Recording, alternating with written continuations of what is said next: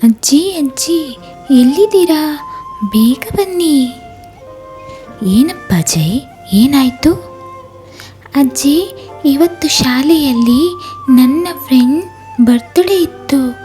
ಒಂದು ಚಾಕ್ಲೇಟ್ ಕೊಟ್ಟ, ಆದರೆ ನನಗೆ ಇನ್ನೊಂದು ಚಾಕ್ಲೇಟ್ ಬೇಕು ಅಂತ ಆಸೆ ಆಯಿತಜ್ಜಿ. ಎಷ್ಟೇ ನಿಯಂತ್ರಿಸಿದರೂ ಮತ್ತೂ ಬೇಕೆನಿಸಿತು. ನಾವು ನಮ್ಮ ಆಸೆಗಳನ್ನು ಹೇಗೆ ನಿಯಂತ್ರಿಸಬೇಕಜ್ಜಿ? ಇವತ್ತು ಅದೇ ಅಧ್ಯಾಯ ಕಣೋ. 3ನೇ ಅಧ್ಯಾಯ, ಕರ್ಮಯೋಗ ಹಾಗೂ ಸಾಮಾಜಿಕ ಸೇವೆಯ ಮಾರ್ಗ. ಇದರಲ್ಲಿ ಎಲ್ಲ ಅರ್ಥವಾಗುತ್ತದೆ ನಿನಗೆ.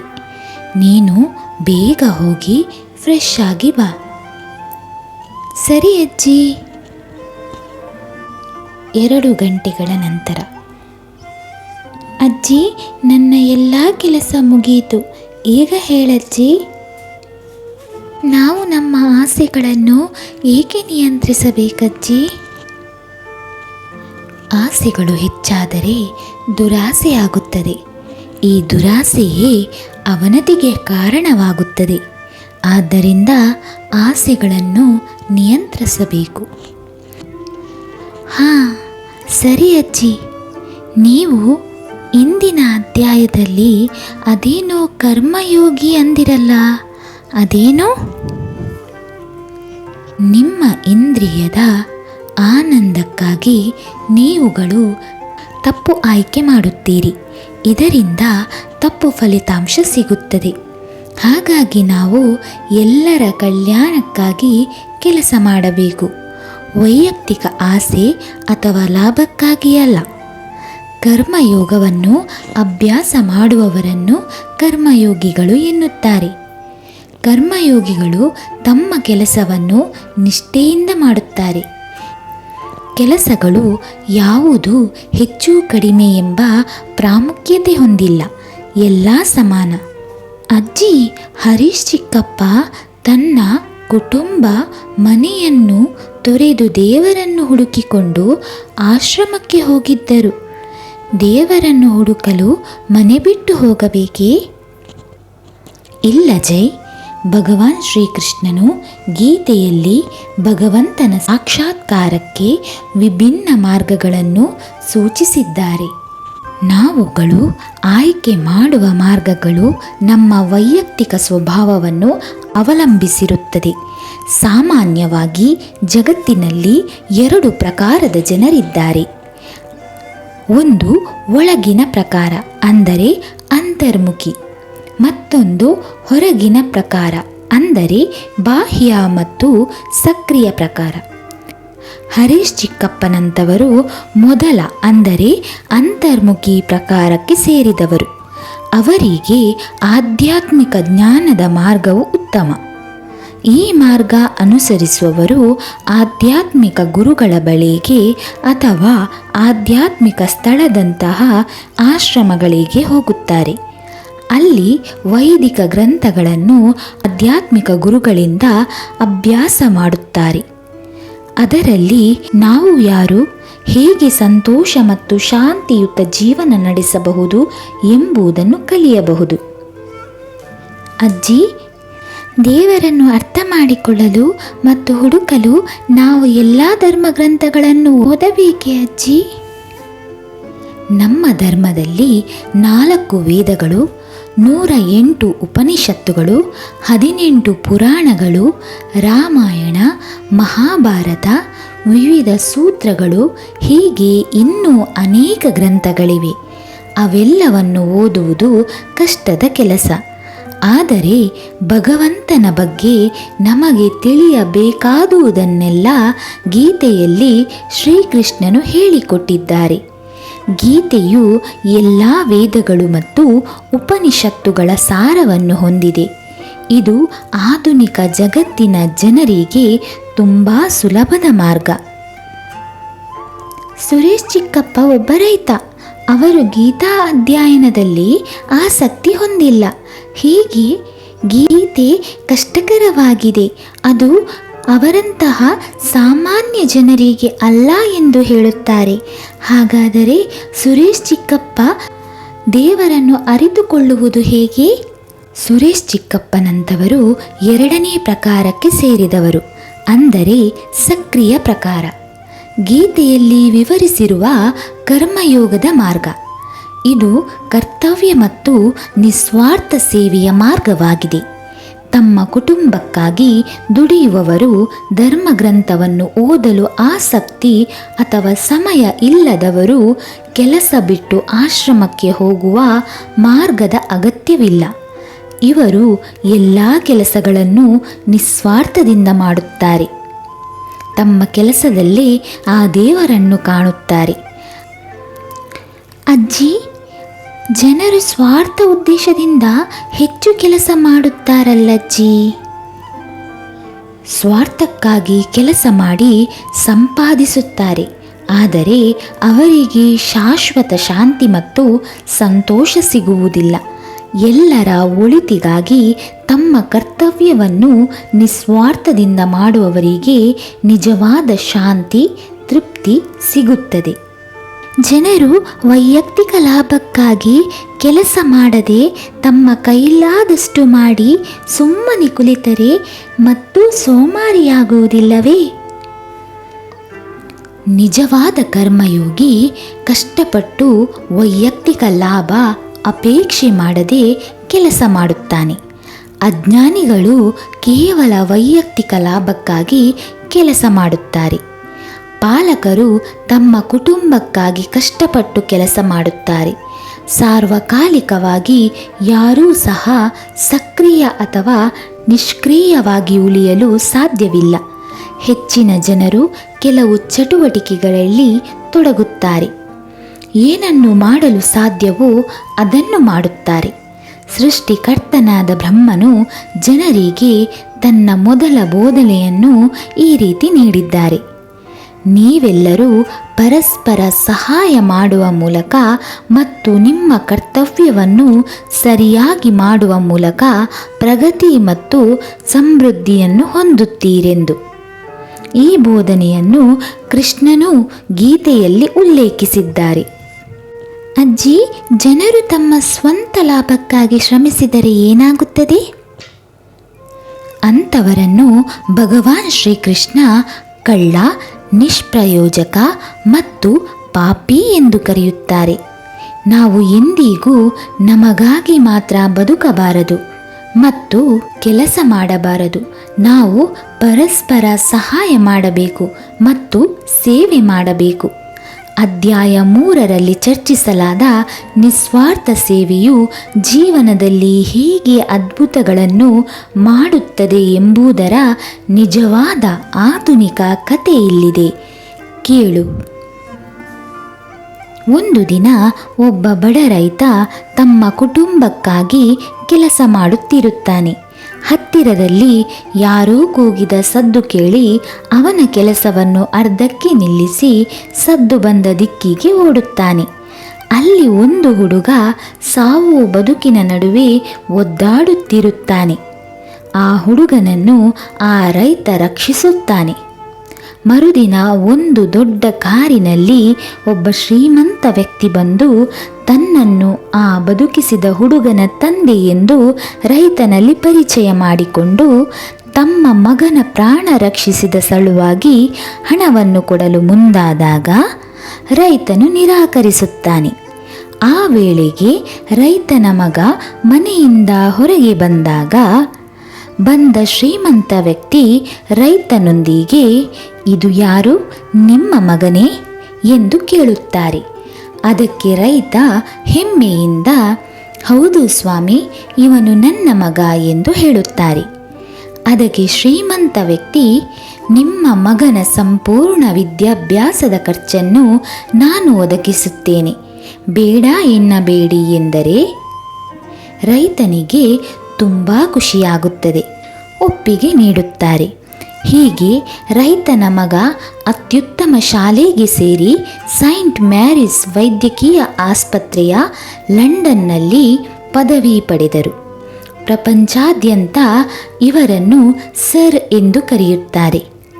ಇವರು 1928ರಲ್ಲಿ ಪೆನಿಸ್ಲಿಯಂ ನೋಟಾಟಮ್ ಎನ್ನುವ ಶಿಲೀಂಧ್ರ ಅಂದರೆ ಫಂಗಸ್ನಿಂದ ಪೆನ್ಸಿಲಿನ್ ಎಂಬ ಪ್ರತಿಜೀವಕ ಅಂದರೆ ಆಂಟಿಬಯೋಟಿಕ್ ವಸ್ತುವಿನ ಸಂಶೋಧನೆ ಮಾಡಿದ್ದಾರೆ. ಈ ಪೆನ್ಸಿಲಿನ್ ಬ್ಯಾಕ್ಟೀರಿಯಾದಿಂದ ಉಂಟಾದ ಅನೇಕ ರೀತಿಯ ರೋಗಗಳ ವಿರುದ್ಧ ಹೋರಾಡಿದ ಮೊದಲ ಔಷಧವಾಗಿದೆ. ಹಾಗಾದರೆ ಇವರ ಹೆಸರೇನು ಎಂದು ಗೊತ್ತಾಯ್ತಾ ಪುಟ್ಟ? ಇಲ್ಲ ಅಜ್ಜಿ, ಯಾರಜ್ಜಿ ಅದು? ಇವರೇ ಪೆನ್ಸಿಲಿನ್ ಕಂಡುಹಿಡಿದ ಅಲೆಕ್ಸಾಂಡರ್ ಫ್ಲೆಮಿಂಗ್. ತುಂಬ ವರ್ಷಗಳ ನಂತರ ರೈತನು ಕಾಪಾಡಿದ ಮಗನ ಹೆಸರು ಸರ್ ವಿನ್ಸ್ಟನ್ ಚರ್ಚಿಲ್. ಅವನು ನ್ಯುಮೋನಿಯಾದಿಂದ ಬಳಲುತ್ತಿರುವಾಗ ಅವನನ್ನು ಬದುಕಿಸಿದ್ದು ಇದೇ ಪೆನ್ಸಿಲಿನ್. ಆ ಶ್ರೀಮಂತನ ಹೆಸರು ಲಾರ್ಡ್ ರಾಂಡೋಲ್ಫ್ ಚರ್ಚಿಲ್. ಒಂದು ಮಾತಿದೆ, ಏನಾಗಬೇಕು ಎಂದಿರುತ್ತದೋ ಅದು ನಡೆದೇ ತೀರುತ್ತದೆ. ಇದು ಕರ್ಮದ ನಿಯಮ, ಪರಿಣಾಮದ ನಿಯಮ. ಬೇರೊಬ್ಬರ ಕನಸನ್ನು ನನಸಾಗಿಸಲು ಸಹಾಯ ಮಾಡಿದರೆ ನಮ್ಮ ಕನಸನ್ನು ಭಗವಂತನು ಈಡೇರಿಸುತ್ತಾನೆ. ಅಜ್ಜಿ, ನನಗೆ ನಿಜವಾದ ಕರ್ಮಯೋಗಿಗಳ ಉದಾಹರಣೆಯನ್ನು ನೀಡುತ್ತೀರಾ? ಇಲ್ಲಿ ಕೇಳು. ನೀನು ರಾಮಾಯಣ ಕತೆ ಓದಿದ್ದೀಯಾ ಅಥವಾ ಕೇಳಿಸಿಕೊಂಡಿದ್ದೀಯಾ? ಭಗವಾನ್ ರಾಮನ ಮಾವ ಅಂದರೆ ಸೀತಾದೇವಿಯ ತಂದೆ ಭಾರತದ ಬಿಹಾರ ರಾಜ್ಯದ ಜನಕಪುರದ ರಾಜ ಜನಕ. ಜನಕ ಮಹಾರಾಜರು ತನ್ನ ಸ್ವಂತ ಮಕ್ಕಳಂತೆ ತನ್ನ ಜನರಿಗೆ ಸೇವೆ ಮಾಡುವ ಮೂಲಕ ದೇವರನ್ನು ಸಾಧಿಸಿಕೊಳ್ಳುತ್ತಾರೆ. ನಿಸ್ವಾರ್ಥವಾಗಿ ತನ್ನ ಕ್ರಿಯೆಯ ಪ್ರತಿಫಲ ನಿರೀಕ್ಷಿಸದೆ ತನ್ನ ಕರ್ತವ್ಯವನ್ನು ದೇವರ ಆರಾಧನೆಯಂತೆ ಮಾಡುತ್ತಾರೆ. ಇಂತಹ ಅನೇಕರಿದ್ದಾರೆ. ಸ್ವಾರ್ಥವಿಲ್ಲದೆ ಎಲ್ಲರ ಒಳಿತಿಗಾಗಿ ಶ್ರಮಿಸುವವರು. ಇಂತಹ ನಾಯಕರಿದ್ದರೆ ಎಲ್ಲರ ಕಲ್ಯಾಣವಾಗುತ್ತದೆ. ಅಜ್ಜಿ, ನಮ್ಮ ನಾಯಕರು ಕೂಡ ಹೀಗೆಯೇ ಕೆಲಸ ಮಾಡಬೇಕಲ್ಲಜ್ಜಿ? ಹೌದು ಪುಟ್ಟ. ನಿಜವಾದ ಕರ್ಮಯೋಗಿ ನಿಸ್ವಾರ್ಥ ಜೀವನ ಹೇಗೆ ನಡೆಸುವುದು, ಕರ್ಮಯೋಗದ ಮಾರ್ಗವನ್ನು ಅನುಸರಿಸಿ ಹೇಗೆ ದೇವರನ್ನು ಪಡೆದುಕೊಳ್ಳುವುದು ಎಂದು ವೈಯಕ್ತಿಕ ಉದಾಹರಣೆಯ ಮೂಲಕ ತೋರಿಸುತ್ತಾನೆ ಎಂದು ಗೀತೆಯಲ್ಲಿ ಉಲ್ಲೇಖಿಸಲಾಗಿದೆ. ಅಜ್ಜಿ, ನಾನು ಕರ್ಮಯೋಗಿಯಾಗಲು ಬಯಸಿದರೆ ಏನು ಮಾಡಬೇಕಜ್ಜಿ? ಕರ್ಮಯೋಗಗಳನ್ನು ಮಾಡುವ ಮೂಲಕ, ಅಂದರೆ ಸ್ವಾರ್ಥವಿಲ್ಲದೆ ನಮ್ಮ ಕರ್ತವ್ಯವನ್ನು ನಾವು ಮಾಡಬೇಕು. ಮಾನವೀಯತೆಯ ಕಲ್ಯಾಣಕ್ಕಾಗಿ ನಿಸ್ವಾರ್ಥ ಸೇವೆಯಾಗಿ ಮಾಡಿದ ಯಾವುದೇ ಕೆಲಸವನ್ನು ಕರ್ಮಯೋಗ ಎನ್ನುತ್ತೇವೆ. ಅದನ್ನು ಮಾಡಿದವರು ಕರ್ಮಯೋಗಿಗಳಾಗುತ್ತಾರೆ. ವೈಯಕ್ತಿಕವಾಗಿ ಏನನ್ನೂ ಬಯಸದೆ ಕೆಲಸ ಮಾಡುವುದು ಕಷ್ಟವಲ್ಲವೇ? ನಾವು ಇದನ್ನು ಹೇಗೆ ಮಾಡಬಹುದಜ್ಜಿ? ಅಜ್ಞಾನಿಗಳು ತಮಗಾಗಿ ಕೆಲಸ ಮಾಡುತ್ತಾರೆ. ಬುದ್ಧಿವಂತರು ಎಲ್ಲರ ಕಲ್ಯಾಣಕ್ಕಾಗಿ ಕೆಲಸ ಮಾಡುತ್ತಾರೆ. ದೇವರು ನಮಗೆ ಒದಗಿಸಿದ ಶಕ್ತಿಯಿಂದ ಎಲ್ಲ ಕೆಲಸಗಳನ್ನು ಮಾಡಲಾಗುತ್ತದೆ ಎಂದು ಅಜ್ಞಾನಿಗಳಿಗೆ ತಿಳಿದಿರುವುದಿಲ್ಲ. ಎಲ್ಲ ತಮ್ಮಿಂದಲೇ ಎಂದು ಭಾವಿಸುತ್ತಾರೆ. ಬುದ್ಧಿವಂತರು ತಮ್ಮ ಸ್ವಾರ್ಥದ ಬಯಕೆಯಿಲ್ಲದೆ ತಮ್ಮ ಎಲ್ಲ ಕೆಲಸವನ್ನು ದೇವರಿಗೆ ಅರ್ಪಿಸುತ್ತಾರೆ. ಅಜ್ಞಾನಿಗಳು ಮಾತ್ರ ತಮ್ಮ ವೈಯಕ್ತಿಕ ಆಸೆಗಳನ್ನು ಪೂರೈಸಲು ಕೆಲಸ ಮಾಡುತ್ತಾರೆ ಎಂದು ಗೀತೆಯಲ್ಲಿ ಉಲ್ಲೇಖವಾಗಿದೆ. ರಾಜ ಜನಕನಂತಹ ಮಹಾನ್ ವ್ಯಕ್ತಿಗಳು ಮಾಡಿದ್ದನ್ನು ನನ್ನಂತಹ ಸಾಮಾನ್ಯ ವ್ಯಕ್ತಿ ಮಾಡಲು ಸಾಧ್ಯವೇ ಅಜ್ಜಿ? ಸ್ವಲ್ಪ ಪ್ರಯತ್ನದಿಂದ ಯಾರಾದರೂ ಮಾಡಬಹುದು. ಕರ್ಮಯೋಗದ ಮಾರ್ಗವನ್ನು ಅನುಸರಿಸಿ ನಾವು ಮಾಡುತ್ತಿರುವ ಯಾವುದೇ ಕೆಲಸ ಸಮಾಜಕ್ಕೆ ನಮ್ಮ ಕೊಡುಗೆ ಎಂದು ಭಾವಿಸಿ ಮಾಡಬೇಕು. ನೀವು ವಿದ್ಯಾರ್ಥಿಯಾಗಿದ್ದರೆ ಶಾಲೆಗೆ ತಪ್ಪದೆ ಹೋಗುವುದು, ನಿಮ್ಮ ಮನೆ ಕೆಲಸವನ್ನು ಮಾಡುವುದು, ನಿಮ್ಮ ಪೋಷಕರು, ಶಿಕ್ಷಕರು, ಇತರ ಹಿರಿಯರನ್ನು ಗೌರವಿಸುವುದು, ನಿಮ್ಮ ಸಹೋದರ ಸಹೋದರಿಯರು, ಸ್ನೇಹಿತರು ಮತ್ತು ಸಹಪಾಠಿಗಳಿಗೆ ಸಹಾಯ ಮಾಡುವುದು ನಿಮ್ಮ ಕರ್ತವ್ಯವಾಗಿದೆ. ವಿದ್ಯಾರ್ಥಿ ಜೀವನದಲ್ಲಿ ಉತ್ತಮ ಶಿಕ್ಷಣವನ್ನು ಪಡೆಯುವ ಮೂಲಕ ಉತ್ತಮ ನಾಗರಿಕನಾಗಿ ನಿಮ್ಮನ್ನು ನೀವು ಸಿದ್ಧಪಡಿಸಿಕೊಳ್ಳಿ. ನಾನು ಪದವಿ ಪಡೆದ ನಂತರ ಯಾವ ರೀತಿಯ ಕೆಲಸವನ್ನು ಮಾಡಬೇಕಜ್ಜಿ? ನೀವು ಇಷ್ಟಪಡುವ ಕೆಲಸವನ್ನು ಆರಿಸಿ ಮತ್ತು ಚೆನ್ನಾಗಿ ಕೆಲಸ ಮಾಡಬಹುದು. ಕೆಲಸವು ನಿಮ್ಮ ಸ್ವಭಾವಕ್ಕೆ ಹೊಂದಿಕೆಯಾಗಬೇಕು. ನಿಮ್ಮ ಸ್ವಭಾವಕ್ಕೆ ಹೊಂದಿಕೆಯಾಗುವಂತಹ ಕೆಲಸವನ್ನು ನೀವು ಮಾಡಬೇಕು. ನಿಮ್ಮ ಸ್ವಭಾವಕ್ಕೆ ವಿರುದ್ಧವಾದ ಕೆಲಸವನ್ನು ಮಾಡಿದರೆ ಅದು ವೈಫಲ್ಯ ಮತ್ತು ಅತೃಪ್ತಿಗೆ ದೊಡ್ಡ ಕಾರಣವಾಗುತ್ತದೆ. ಅಂದರೆ ನಾನು ಇಂಜಿನಿಯರಿಂಗ್, ಬೋಧನೆ ಅಥವಾ ಸರ್ಕಾರಿ ಸೇವೆಯಂತಹ ಉತ್ತಮ ಕೆಲಸವನ್ನು ಹುಡುಕಲು ಪ್ರಯತ್ನಿಸಬೇಕಲ್ಲವೇ ಅಜ್ಜಿ? ಕೆಲಸದಲ್ಲಿ ಒಳ್ಳೆ ಅಥವಾ ಕೆಟ್ಟ ಕೆಲಸ ಎಂಬುವುದಿಲ್ಲ.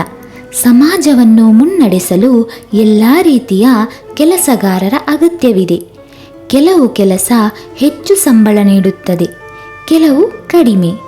ಹೆಚ್ಚಿನ ಸಂಬಳದ ಕೆಲಸಕ್ಕೆ ನೀವು ಅರ್ಹತೆ ಹೊಂದಿಲ್ಲದಿದ್ದರೆ ಹೆಚ್ಚು ಕಷ್ಟಕರ ಮತ್ತು ಒತ್ತಡದಿಂದ ಕೂಡಿರುತ್ತದೆ. ಕಡಿಮೆ ಸಂಬಳದ ಕೆಲಸಕ್ಕೆ ಅರ್ಹತೆ ಹೊಂದಿದ್ದರೆ ಸರಳ ಜೀವನವನ್ನು ನಡೆಸಿ ಅನಗತ್ಯ ವಸ್ತುಗಳ ಖರ್ಚನ್ನು ತಪ್ಪಿಸಿ ಜೀವನದ ಮೂಲಭೂತ ಅಗತ್ಯಕ್ಕೆ ನಿಮ್ಮನ್ನು ಮಿತಿಗೊಳಿಸಿ ಆಸೆಗಳನ್ನು ನಿಯಂತ್ರಣದಲ್ಲಿ ಇಡುವುದು ಒಳ್ಳೆಯದು. ಭಗವಾನ್ ಬುದ್ಧ ಹೇಳಿದ್ದಾರೆ, ಸ್ವಾರ್ಥದ ಬಯಕೆಗಳು ದುಃಖಕ್ಕೆ ಕಾರಣವಾಗಿದೆ. ಜನರು ಕೆಟ್ಟದ್ದನ್ನು ಮಾಡಲು ಸ್ವಾರ್ಥ ಆಸೆಯೇ ಕಾರಣವೇ ಅಜ್ಜಿ? ಹೌದು ಜೈ, ನಮ್ಮ ಸ್ವಾರ್ಥ ಆಸೆಗಳೇ ಎಲ್ಲ ಅನಿಷ್ಟಗಳಿಗೆ ಕಾರಣ. ನಾವು ನಮ್ಮ ಆಸೆಗಳನ್ನು ನಿಯಂತ್ರಿಸದಿದ್ದರೆ ಆಸೆಗಳು ನಮ್ಮನ್ನು ನಿಯಂತ್ರಿಸುತ್ತದೆ. ನಾವು ನಮ್ಮ ಸ್ವಂತ ಆಸೆಗಳಿಗೆ ಬಲಿಯಾಗುತ್ತೇವೆ. ದುರಾಸೆಯೇ ನಮ್ಮನ್ನು ಕೆಟ್ಟ ಕೆಲಸ ಮಾಡಲು ಪ್ರೇರೇಪಿಸುತ್ತದೆ. ಹಾಗಾದರೆ ಎಲ್ಲ ಆಸೆಗಳು ಕೆಟ್ಟದ್ದೇ ಅಜ್ಜಿ? ಇಲ್ಲ ಜೈ, ಎಲ್ಲ ಆಸೆಗಳು ಕೆಟ್ಟದ್ದಲ್ಲ. ಇತರರಿಗೆ ಸೇವೆ ಮಾಡುವ ಬಯಕೆ ಉದಾತ್ತ ಬಯಕೆ. ಸಂತೋಷವನ್ನು ಅನುಭವಿಸುವ ಬಯಕೆ ಕೆಟ್ಟದ್ದು, ಏಕೆಂದರೆ ಅದು ಪಾಪ ಮತ್ತು ಕಾನೂನು ಬಾಹಿರ ಚಟುವಟಿಕೆಗೆ ಕಾರಣವಾಗುತ್ತದೆ. ತಮಗೆ ಬೇಕಾದ್ದನ್ನು ಪಡೆದ ನಂತರವೂ ಆಸೆಗಳು ಕೊನೆಗೊಳ್ಳುವುದಿಲ್ಲ, ಮತ್ತೊಂದು ಹೊಸ ಆಸೆಗೆ ಕಾರಣವಾಗುತ್ತದೆ ಮತ್ತು ದುರಾಸೆಯನ್ನು ಸೃಷ್ಟಿಸುತ್ತದೆ. ಹಾಗೂ ತಮಗೆ ಬೇಕಾದದ್ದು ಸಿಗದಿದ್ದರೆ ಕೋಪ ಬರುವುದು. ಆ ಕೋಪವೇ ಕೆಟ್ಟ ಕೆಲಸಕ್ಕೆ ಪ್ರೇರೇಪಿಸುತ್ತದೆ. ಸಂತೋಷಕ್ಕಾಗಿ ನಮ್ಮ ಬಯಕೆಯನ್ನು ನಾವು ಹೇಗೆ ನಿಯಂತ್ರಿಸಬಹುದಜ್ಜಿ? ಒಂದು ಮಾರ್ಗವೆಂದರೆ ಜ್ಞಾನ. ಒಳ್ಳೆಯ ಪುಸ್ತಕಗಳನ್ನು ಓದಿ ಕೆಟ್ಟ ಜನರನ್ನು ತಪ್ಪಿಸಿ ಒಳ್ಳೆಯವರ ಒಡನಾಟವನ್ನು ಇಟ್ಟುಕೊಳ್ಳಿ. ಇತರರಿಗೆ ಸಹಾಯ ಮಾಡುತ್ತಾ ನಮ್ಮ ಸಂತೋಷವನ್ನು ಹೆಚ್ಚಿಸಿಕೊಳ್ಳಬಹುದು. ಈ ಆಸೆಗಳು ನಮ್ಮನ್ನು ನಿಯಂತ್ರಿಸಿದರೆ ಮನಸ್ಸು ಇಂದ್ರಿಯ ಸುಖಗಳ ಹಿಂದೆ ಓಡುತ್ತದೆ. ಜೀವನದ ಗುರಿಗಳನ್ನು ಸಾಧಿಸಲು ಬಿಡುವುದಿಲ್ಲ. ಆದ್ದರಿಂದ ನಿಮ್ಮ ಮನಸ್ಸನ್ನು ಕೆಟ್ಟ ಅಭ್ಯಾಸಗಳಾದಂತಹ ಧೂಮಪಾನ, ಮದ್ಯಪಾನ ಮತ್ತು ಡ್ರಗ್ಸ್ಗಳಂತಹ ಅಭ್ಯಾಸದಿಂದ ನಿಮ್ಮನ್ನು ನೀವು ದೂರವೇ ಇಡಿ. ಒಳ್ಳೆಯ ಹವ್ಯಾಸಗಳನ್ನು ಬೆಳೆಸಿಕೊಳ್ಳಿ. ಅಜ್ಜಿ, ನಮಗೆ ಸರಿ ತಪ್ಪು ತಿಳಿದಿರುತ್ತದೆಲ್ಲವೇ? ಮತ್ತು ಏಕೆ ನಾವು ತಪ್ಪು ಮಾಡುವುದನ್ನು ತಪ್ಪಿಸಲು ಸಾಧ್ಯವಿಲ್ಲಜ್ಜಿ? ಕಂದ, ಮನುಷ್ಯನ ಮನಸ್ಸು ಮರ್ಕಟ, ಅಂದರೆ ಚಂಚಲ. ಒಮ್ಮೆ ಇದ್ದ ಹಾಗೆ ಮತ್ತೊಮ್ಮೆ ಇರುವುದಿಲ್ಲ. ಇಂದ್ರಿಯ ಸುಖಗಳು ನಮ್ಮನ್ನು ತಪ್ಪು ದಾರಿಗೆ ಕೊಂಡೊಯ್ಯುತ್ತದೆ. ನಮ್ಮ ಮನಸ್ಸನ್ನು ನಿಯಂತ್ರಿಸುವುದು ನಮ್ಮ ಕೈಯಲ್ಲೇ ಇದೆ. ಧ್ಯಾನ ಮಾಡಿ ಕೂಡ ಮನಸ್ಸನ್ನು ಹತೋಟಿಯಲ್ಲಿಡಬಹುದು. ಸರಿ ಅಜ್ಜಿ, ನಾನಿನ್ನು ಬೆಳಿಗ್ಗೆ ಬೇಗ ಎದ್ದು ಅರ್ಧ ಗಂಟೆ ಧ್ಯಾನ ಮಾಡುವ ಅಭ್ಯಾಸ ಬೆಳೆಸಿಕೊಳ್ಳುತ್ತೇನೆ. ಒಳ್ಳೆಯದು ಕಂದ.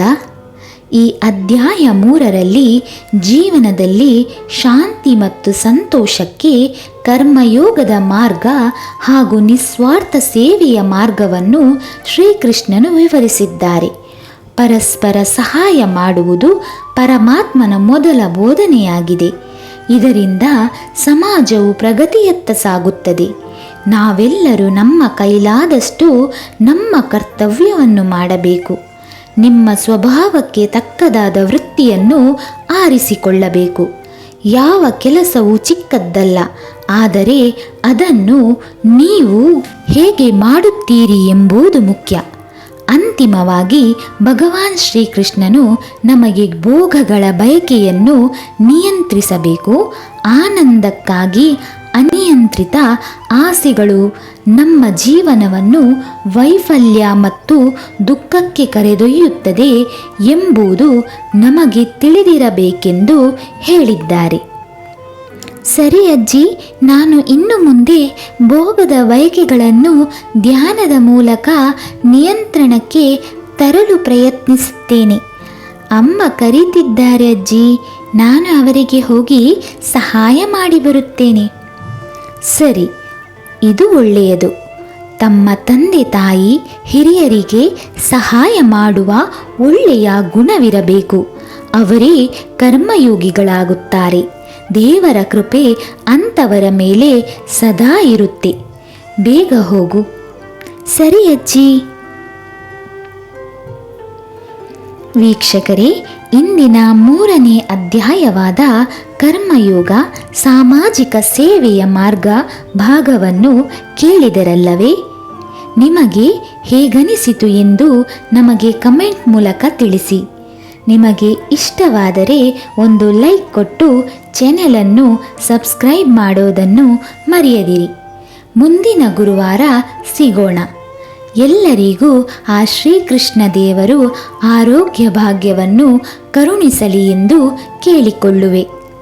ಓಂ ನಮೋ ಶ್ರೀಕೃಷ್ಣಾಯ ನಮಃ.